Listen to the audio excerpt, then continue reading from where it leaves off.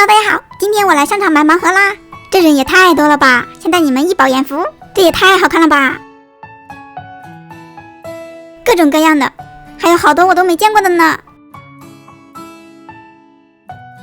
先看一下有哪些好看的，快看气球人系列，好可爱呀！我想买一个。刚才导购员告诉我没有货了，那我就去选别的吧。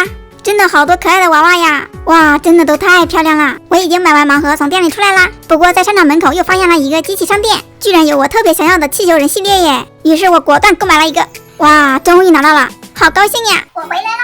我一下子买回来4款哦。这款是气球人系列，我特别喜欢这个。这款是游泳圈系列，好漂亮啊！这款是精灵马戏团系列，这款是精灵睡眠宝宝系列。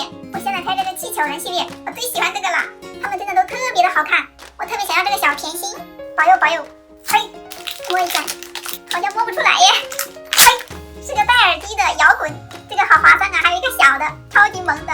虽然不是我想要那一款，但是真的太好看了。